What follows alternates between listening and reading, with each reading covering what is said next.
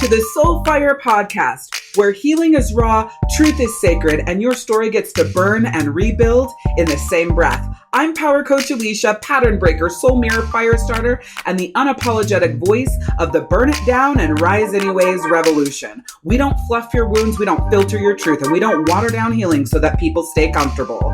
You've spent way too damn long proving your worth to people who only love the version of you that stayed small, quiet, and convenient. If you've ever swallowed your truth to keep the peace, shrunk yourself to stay chosen, or disappeared in your life, this season isn't just a reset or another motivational podcast. This is where you reclaim your voice, your fire, and your fucking self. I'll give you the truth that heals, frameworks that hold, and soul codes that will change how you live, lead, love, and rise. Lovey, come forward. It's time for you to embody your wholeness. And I'm not only leading this season, I'm living it right beside you. Let's fucking go.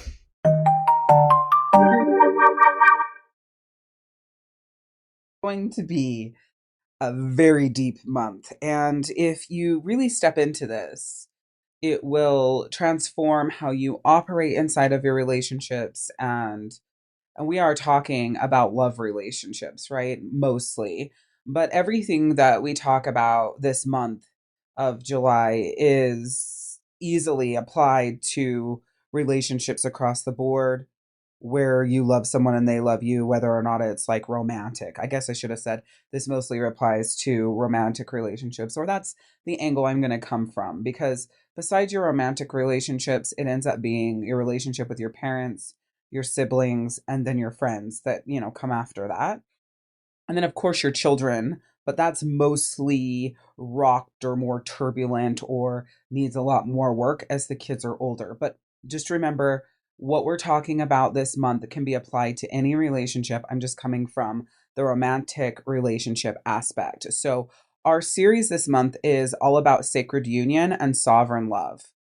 And the theme is love is the mirror, reflect, reclaim, and rewrite. And today we're talking about if it drains you, it's not divine. And let me just say, I am fucking exhausted going into this podcast episode recording. And I just had to laugh when the title of this episode was like, if it drains you, it's not divine. Now, I'm not exhausted because I'm doing this episode. I love recording my podcast episodes. I just went to the chiropractor today and I dumped so much energy going to the chiropractor. It's only the second time in my life that I've been. I don't like hearing like my bones creak and shit like that. It's like gross to me. I don't like it when people pop their necks or backs in front of me. It like makes me nauseous. So anyways, I dumped a lot of energy going there. Plus, I had a massage. I've had a lot of knee pain and problems. And so anyways, I have dumped a lot of energy. And then I forgot that I had recorded this podcast episode and I worked 4.5 hours and my energy bank only had 2 to 4 hours total in me, but I'm adding at the end of 4.5 hours, I'm adding the recording. Now, I'm sharing all of that because this is a perfect, story of I'm drained while I'm doing this, but it didn't drain me to do, right? My energy was dumped somewhere else. And I've talked in a previous episode about like, listen, you only have one energy tank for everything that you are going to do for the day, everything you're going to give for the day. It's one energy tank for being a mom, a friend, for yourself, for your business, for work, for the kids, for whatever the fuck it is, all your appointments to go to the doctors. It doesn't matter. Get a massage. You only have one energy tank. So if you're not paying attention, like I wasn't today, then you will burn through all the energy that you have and you'll end up like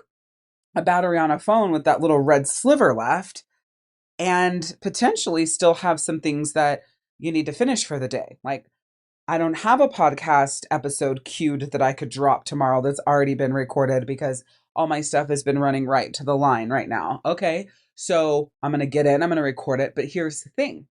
Recording a podcast episode actually charges my energy bank, right?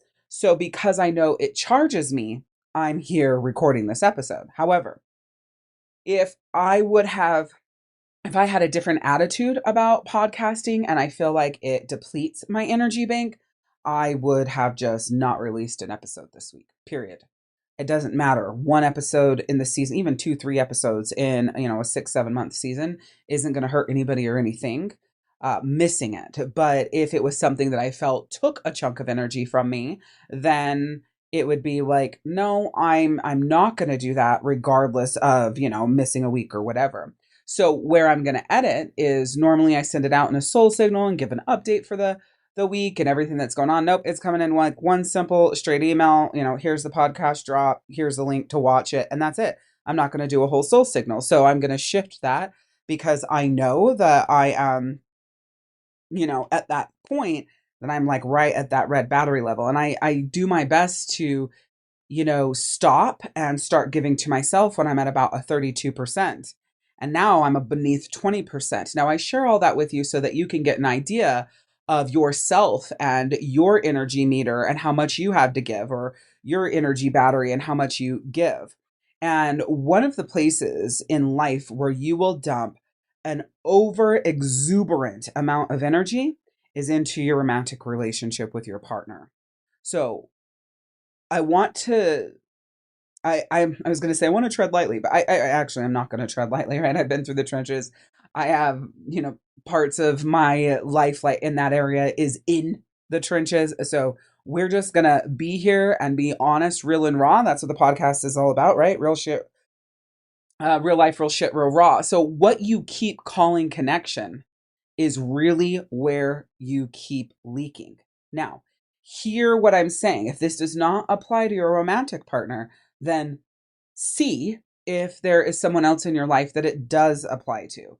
If you've built a great tribe, if you have a very, healthy, strong, open lines of communication, in your romantic relationship, then maybe this month, I mean, you'll learn something for sure.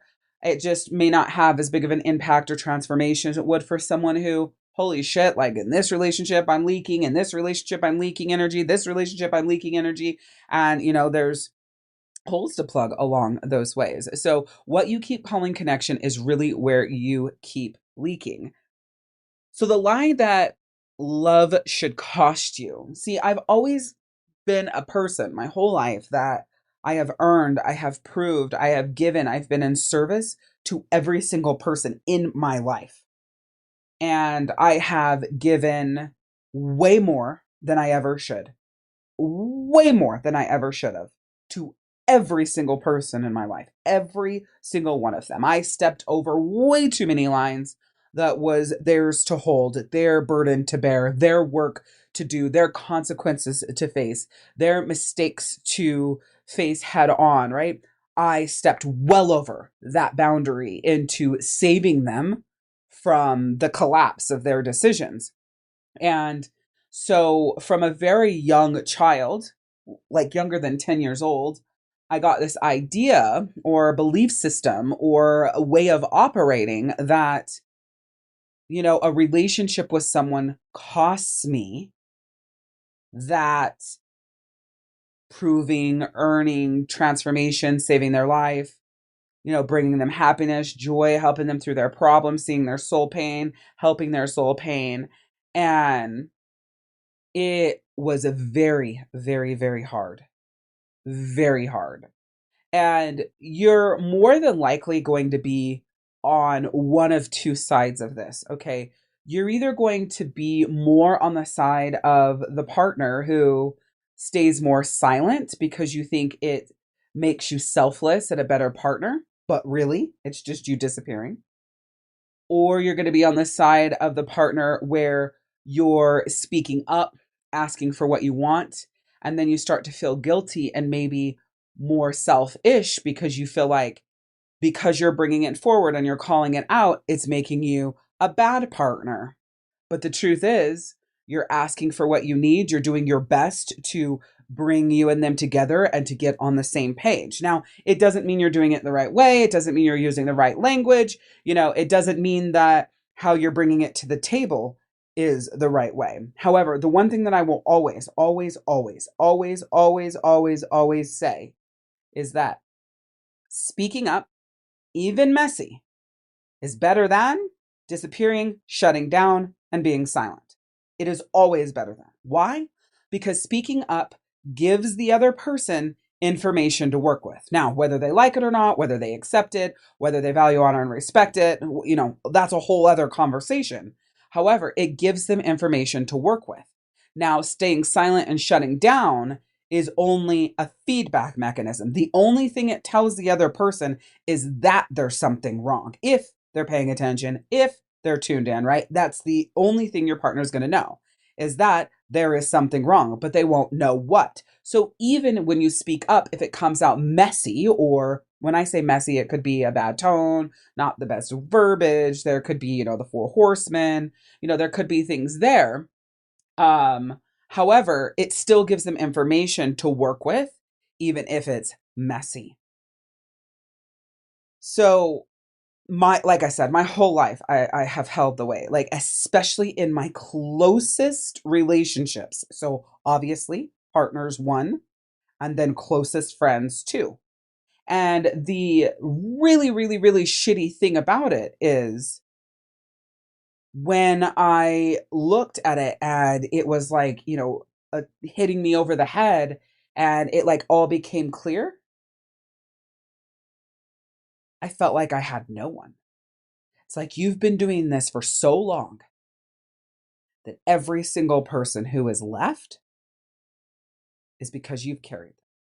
You've stopped them from falling on their face. You stopped them from making mistakes.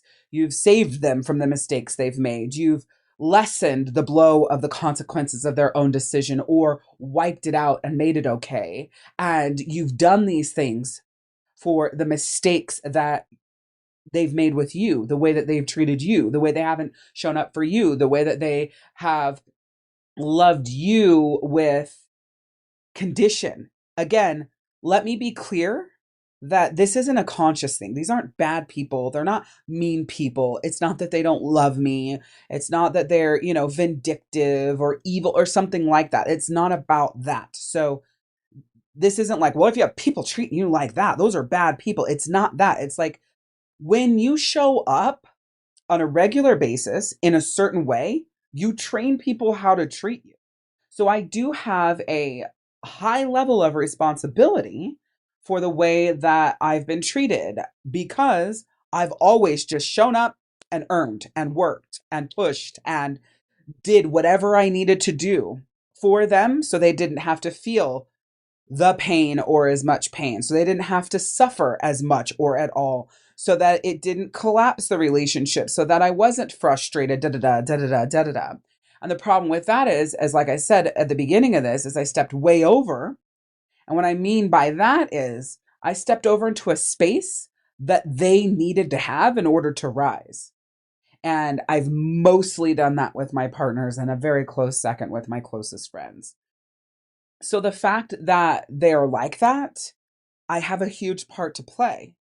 The other part of that is, though, that that's their work to do, and there's work for them to realize that they do that, right? And that sort of thing. But that's not for me. I'm not going to sit down with somebody and say, hey, I've done all these, my partners, yes, but I've done these things, I've operated this way, I am now shifting, and I made these mistakes, because what it's cost me is feeling, being, and having love without me doing anything. And so now I'm at a stage in my life, right, literally right now, at the time that I'm recording this, is that the universe is bringing a lot of love to me from strangers and people who have just barely met me. And these people are holding me in the most beautiful fucking ways that I am just crying all the time, because I feel so loved, but I feel so sad for myself from 41 years. Well, probably really like 33, 34 years of love being a transaction. The love I receive is the transaction. And so I'm so grateful for being filled up with this love and people just pouring into me. And in the same breath, I'm so sad because I can feel how much I've carried and what it's done to me for those 34-ish years that I never had to hold. I never had to feel that way. I just didn't know any better. And I was calling it love. I was, calling them my friends, which I'm not saying that the people weren't being my friends, and I'm not saying that the partners weren't loving me. What I'm saying is I was doing the majority of the heavy lifting, the majority of the work, the majority of the effort, but then calling them a great friend, leaning on them for support, opening up in vulnerability, depending on them in moments of need. However, in those moments, those people would mostly drop me.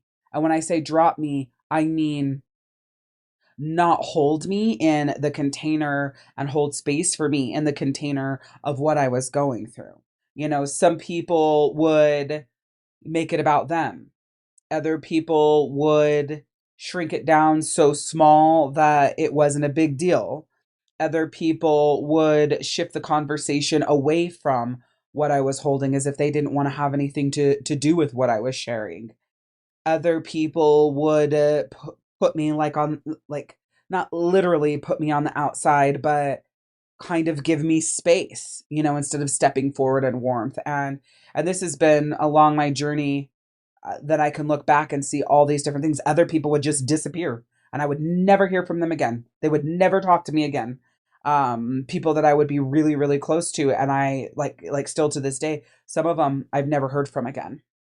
And it's been nuts. So what have you been calling love that's really a pattern of energetic abandonment, you abandoning yourself, you allowing other people to abandon you, and other people abandoning you? What have you been calling love that's really a pattern of energetic abandonment?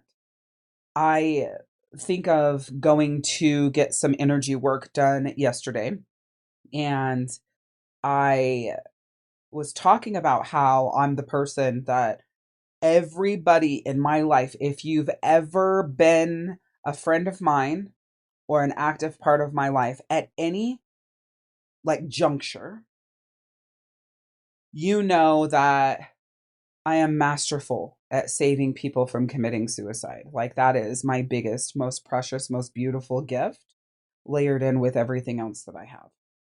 And so I'm the person that people call when they're right before taking that action or they're in it. I'm usually the one they call. It doesn't matter if they're married. It doesn't matter if it's been 15 years, or they message me on Facebook, whatever, right? I'm the one that they call in. So yesterday, crazy enough, I realized that I would take these phone calls like an invitation to reconnect in the friendship.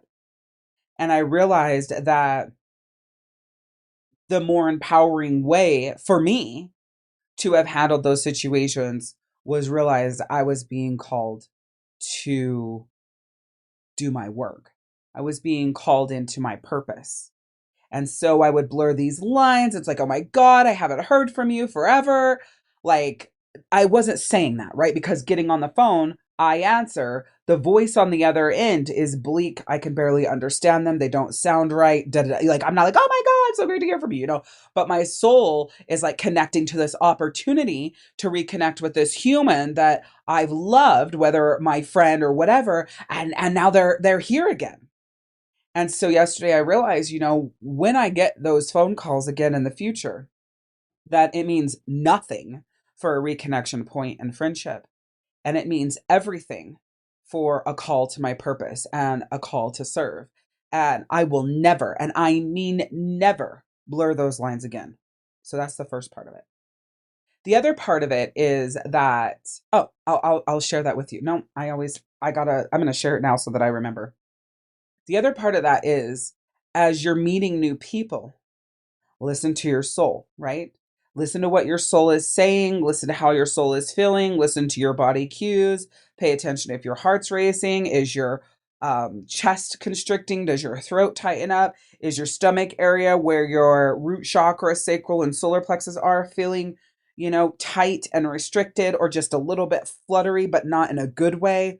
Is there a baseline agitation? Is there a baseline of anxiety? Are you feeling something that you can't name? And we're talking right now all negative feelings and feedback, right? When that happens, your soul's telling you that that person or those people are not people to bring in your tribe. They're not people to build anything with. They're not people to connect with in that way. They are not people for you. Your soul is telling you that. And listen to me. This isn't about whether or not they're a good or a bad person. And we got to stop making decisions about the people in our life based on whether they are a good or bad person. It has fucking nothing to do with it. It isn't about whether or not they are a good or bad person. It's about whether or not they match your intentions, where you're going, what you're building, what your frequency is, what you're calling in, how you want to feel, how you want to live, how you want to be, what you want to do. Do they match that? Or do they match the wounded side of you, the traumas, the demons, the burdens, the things you went through in the past, and you can see yourself in them and you have some advice and you know how to help them? Because listen, here's the next layer of what I did. I used to always build friendships and partnerships with people who needed to be healed. So here I am, incorrectly bonding with them as believing they're going to be my friend or they're going to be my partner and they're going to love me so much and we're going to blah, da, da, da, da, da. But what was really happening is I was being called to serve, but I wasn't paying attention that it was a call to serve. And my soul was just so happy for the connection. Can you relate to that? Connection shouldn't cost you your center. And you can't allow the people that you love the most to drink from the well of you that you never let refill. You can't. It almost has to be an immediate cutoff because you have to rewrite, rewire, rehabit, reprocess, repath, and rejourney how you interact with those people. Love is not a reason to be lost. Love is not a reason to stay stuck. Love is not a reason to sacrifice your sanity. It's not meant to be that way. There's a lot of conditioning. There's a lot that goes on. There's a lot that happens, movies, music, even the relationships you see, your parents, your grandparents along your life, your ancestry, the journey to la da da da, that has shown you that there's always going to be the worst moments in relationships with people, and you build back from that. And da, da, da.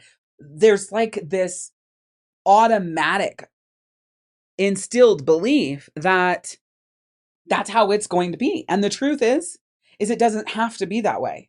It's just you are aligning to that belief system.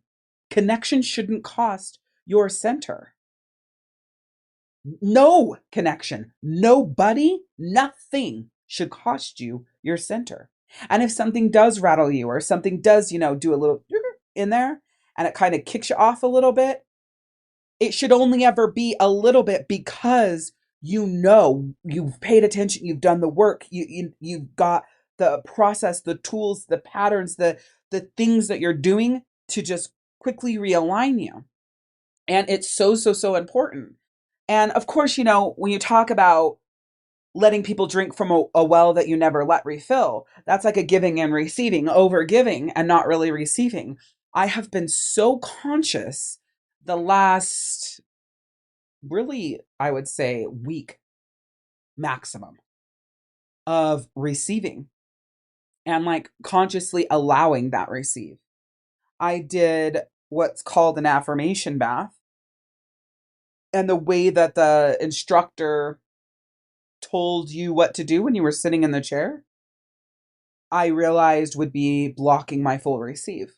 It doesn't mean the instructor, instructed wrong or whatever. Like it has nothing to do with what they find was the best protocol. I respect that. However, all I could think about was when I get in that seat, I'm meant to receive.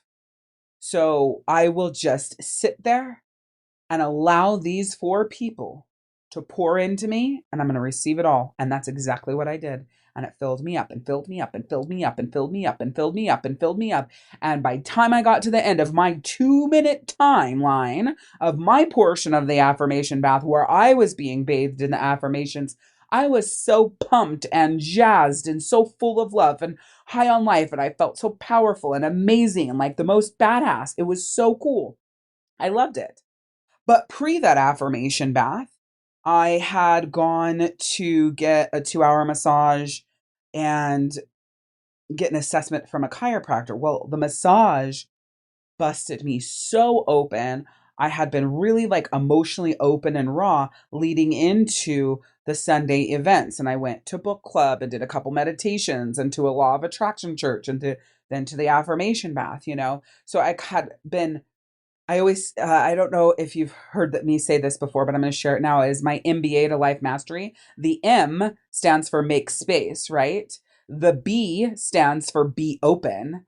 And the A stands for accept the good when it gets here, right? So going to the chiropractor, getting that, 2-hour massage, it was a very deep massage. It hurt like I was, top of the skin sort of bruised. I left there. I cried a lot that night. I could barely move. I knew what I was getting myself into. I allowed her to push as deep and do as much deep work as I could handle breathing through because I knew my body needed it. And I did know that I was going to be surface level in pain for about 24 hours. And so that cracked me open. And it was just I made space for myself. Went and got the massage and, on my first consultation with the chiropractor.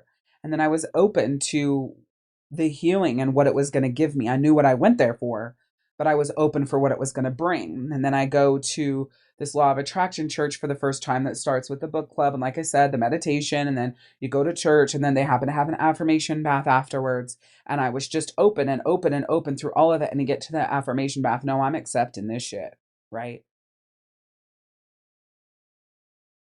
And it's such a slippery slope because there is an extremely slow, low undertoned ache of one-sided love masked as loyalty, especially if you're someone like me who's carrying the weight of both sides of that relationship.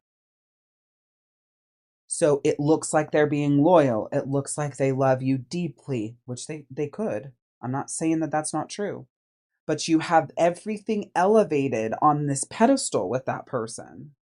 But if you removed the actions that you were taking and you pull back that mask, you realize that they do a lot of what they do. They show up the way that they do and what they give to you because of what you're doing and not doing, how you're carrying it, how you're stepping over that line to make sure that they don't make a mistake, that there is no consequences. They don't take action that'll make you be mad at them. So they don't take action that creates destruction in the relationship, distance in the relationship, and destroys it all.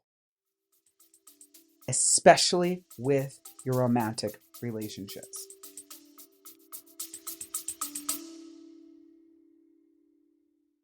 Listen, Queen, if this episode lights something up, don't just sit with it. Come rise with us. The SOULFIRE podcast is your weekly reminder that healing isn't about fixing who you are. It's about remembering who the fuck you've always been. And if you're craving more than just words, if you want community, authentic power, momentum, and soul transformation, then I want you to come join us in the free star-guided soul healing community. This isn't another group. It's a vortex of women who are done pretending, who are reclaiming their power, their voice, and their divine assignment, and who know they were never meant to do this alone. Inside, we speak truth. We rise with soul-coded frameworks like Rise x3 and AUA, plus your own soul-coded values. We break patterns, we burn illusions, and we build empires because we rise. So come be witnessed, come be held, come be at home. Check out the link in the show notes. And please remember to subscribe, share, and send this podcast to a queen who's ready to rise. Now, back to the fire.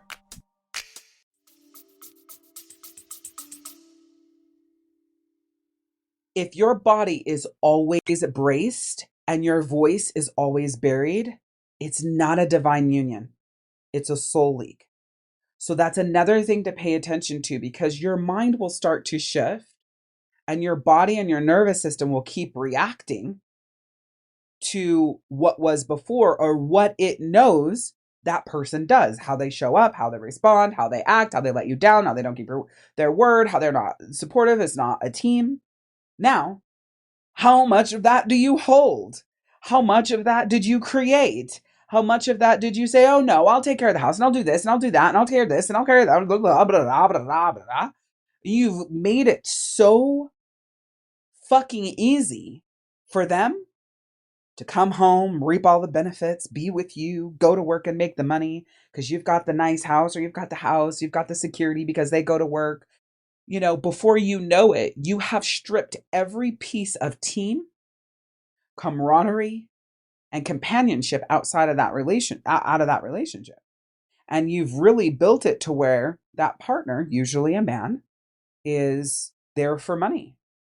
And then when he falls short in the other areas, you make excuses. Oh, he works so much. He works so hard. He's so tired. He hates his job. He's miserable. Well, do you ever think that miserableness, the tiredness, the disconnectedness comes from the fact that he actually has no fucking purpose in your life except for to go to work and come home? Not really a team, not really doing much. I mean, I'm not saying he's not doing stuff with the kids. I'm just saying, like, how much are you carrying to where he can actually be a part of that life? How much do you have of that life that he is just, coming in and out of scenes? That's not divine union. That's you creating a soul leak. And it could be the other way around, right? They could be putting that on you, telling you what you need to do. Their expectations could be causing this. However, you have the choice to go, I don't think so, bucko. Regardless of how much money you make, regardless of the lifestyle you give me, regardless of what what we have, we are a we. We're in this together. And yes, maybe this portion will be my job and this portion will be your job. But all of these things, we're going to do this together because we made the commitment to do this together.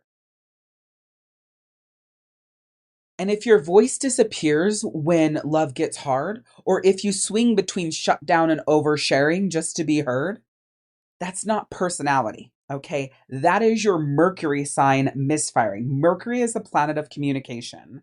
Your outward communication, right? Your inward communication, how that's received, how you process information. Okay. And so I created what's called the Activate Your Mercury Blueprint. Right now, at the time that I'm recording this, we are in the pre-shadow of Mercury retrograde. And I'm telling you right now, you're going to want to know everything you can about the planet Mercury so that you can thrive during Mercury retrograde at the highest of levels, and instead of collapsing under it. So the Activate Your Mercury Blueprint is your 15-minute soul tool to understand how your voice works in survival and how to reset it in real time. Because the last thing that you want to do in at all during Mercury pre-shadow, direct and retrograde and direct and post-shadow is to be communicating in survival.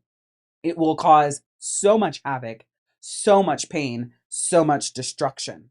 So that's why you learn how to reset it in real time. So you'll learn how to process how you speak, how you self-abandon, and how you do those things under pressure. And then you'll learn how to anchor it back into your voice that feels safe and steady and sovereign. So I'll drop that link in the show notes. It's $17. It's freaking brilliant. You'll have lifetime access to it. And I know that you're absolutely going to love it. Just take it one step at a time. It's broken down into 15-minute chunks for you. And by the end of it, actually, as you keep going through the chunks, your voice is being realigned and realigned and realigned. So we've already started talking about the actions you're taking or not taking, what you're doing or not doing that is making your love become a leak. And that's with some of the stories that I've shared. Because what happens is you start to think that if you give more, it'll bring you closer. But what happens is you're just giving yourself away. And the more that you do that, and the more that you give yourself away, the less you feel like you, the less you feel connected, the less you feel centered, but you don't know why. And over time, there's a lot of disconnect in your romantic relationship. Then That leaves space for resentment to build. That's how you can get into cyclic destruction. A lot can happen when you get to the point where you've been giving yourself away so much that now you have nothing left to give. And you realize that everything that you have given hasn't worked to get the result that you wanted. And now you don't know what the fuck to do. And here's the thing. This is like the big bomb drop is they weren't and they aren't asking you to disappear. It's a choice you made so that you felt loved. Or it's a choice you made because you thought if you did, you would feel more love. Mandy Morris is a brilliant manifestation coach, and she really does explain that everything that we want, and it's so fucking true, everything that we want, whether materialistic, emotional, in your body, whatever it is, you want it because of the feeling it will bring to you. The challenge is when you do the work to get that thing, that relationship, the house, the car, the body, if it doesn't feel the way that you thought it would, you just go and search for more and more and more and more and give and give and give and give and give and give and give and give. And then you're just fucking empty and you just don't understand why. This is how you have like billionaires committing suicide. This is how you have people, oh, they had it all, committing suicide, like, or they're, strung out on drugs. That's why, right? So who have you been leaking for, hoping they'd pour something back in? Or who have you been leaking for, hoping that they would pour back in what your soul craves? And that could be a really, really, really hard answer. And when I say hard answer, not for you to come up with it, but for you to accept the answer. So now let's talk about the framework to reclaim this. All right. Every podcast episode runs through my flow and flare, through my flare framework, which a piece of this is like core to me. I still tweak it for you. And then Rise times 3 is actually a framework that I created. So the first part of it is I flow in my own rhythm to receive what my soul needs. I flow in my own rhythm so that I can receive what my soul needs.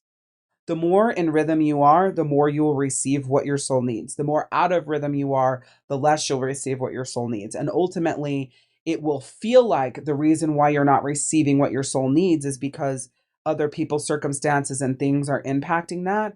But the truth is you need to be in rhythm in order for your soul to receive what it needs. So it's your actions or inactions that is causing that to not be here or to be here. Next is I give love while honoring myself. I stay rooted only in what nourishes me. I release the idea that depletion is devotion. And I rise in sacred sovereignty. I rise in mirrored love. I rise in quiet reclamation of my own soul. And I protect the rhythm of my nervous system. And I rule my life, my heart, my bodies, my mind, my emotions from fullness. Remember that I said this. Everything you do must come from overflow. The overflow of you, how much you have to give, how good you feel. And if you don't have it and you don't feel good, stop. You have to stop. You can't stop when the kids get older. You can't stop when the kids are 18. You can't stop when you can figure it out. You got to make those shifts right now. Like, for example, if you're so stressed out and you're so overwhelmed that you find yourself yelling all the time over everything, and you find yourself so frustrated all the time with so many things, little, big, it doesn't matter, and you find that you're having such a hard time not being frustrated, that's because the actions that you're taking on a regular basis, your habits, are not promoting fullness, wholeness, and connected to yourself at the levels that your soul requires. Now, it might be helping, might be doing some little things and you get a little boost here and you get a little boost there. Keep in mind also, if there's things that you're ruminating over, thinking about obsessively is basically what that means, over and over and over again. You spend a lot of time on it, you spend a lot of energy on it. Is that thing that you're ruminating over outside your circle of control? Does that require someone else to take action, to move, to make a decision? If it does, you have your energy in a place that's just going to keep depleting you. It's going to keep depleting you. Because what someone else does or doesn't do is literally none of your business. The question is, what do you do? And if that someone is doing things that are disconnected from you and how you operate, how you feel, your frequency, all those things, that's a really good sign that that person may not be a good person for your tribe, a good person for you to continue building a life with, to be an active part of your life. Right off the bat, no. I think that if it is someone you are extra close to, romantic partner, child, parent, really close friend, I do think that it warrants a conversation. However, be mindful that that conversation will more than likely create space all in and of itself. Because people don't like hearing that ways that they operate is creating distance in that relationship. Okay, so keep that in mind. So when it comes to yourself, you need to start naming where you vanish and then call yourself back. Choose partnerships that pour as much as they receive everywhere. Choose partnerships that pour as much as they receive, even with your children. You might have younger kids, let's say 7 to 14, like in that range. You're still wanting to hold on to them being young. You still want them to be a child. And you still want to be able to parent them at the levels that you have for that, those first 7 years. The truth is, though, when your kids are like, hey, can I help you with this? Can I help you with that? Can I help you with this? Can I help you with that? You need to say yes. Because it isn't about your children carrying a weight that's not theirs. You want them to be a kid as long as they can. That's fine. They can be. But being a child doesn't mean not being responsible. It doesn't mean not giving. It doesn't mean not pouring into others. And we make huge fucking mistakes with this. It's like, no, just go be a kid. You don't need to worry about this. This is grown-up stuff. It might be grown-up stuff, but they are watching anyways. They've seen your stress. They've seen what you go through. They see how hard you work. They see what you do. And all they want to do is just be a part of giving to you. And when you tell them no and you send them off to play, there are so many different things that you're teaching them, right? And the truth is their soul's calling them forward to help you. And not just children. I mean, this is just, across the board. When the kids get older, teenage years, I would say, 15, 16, 17, 18-ish, they don't really want to help you. They don't really want to show up. They don't want to do their chores. They don't want to do anything. So this is like where you double down on holding them accountable for their responsibilities and them suffering the consequences when they don't. Because this is the time that they really need to learn that. They're not about giving at all. They want to receive everything for nothing. So this is a time to establish those things. You see what I'm saying? And so it's really, really important that you choose partnerships and to nurture partnerships and to lead partnerships that pour as much as they receive. As your children get older, it's important to facilitate more of that give and take. And you'll be able to tell what is best by paying attention. Okay. It's not like, oh, here's your manual. This is what you do here. This is what you do there. Pay attention and move from that energy and allow them to give, allow them to receive. We're talking about children, but we're mostly talking about, like I said, those romantic partnerships. And then build boundaries that protects your energy. Build boundaries that protects your energy. And if you've been losing your voice inside of love, either disappearing to keep the peace or exploding to be heard, then your Mercury is trying to tell you what is misfiring.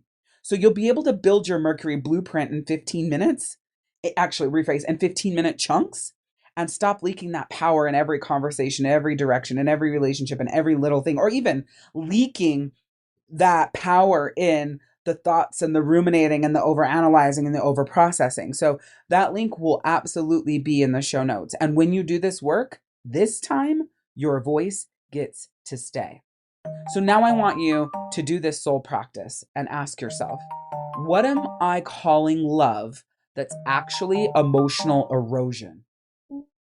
Wait, this month is going to be deep as fuck. And there will be a lot of truths that come to the surface.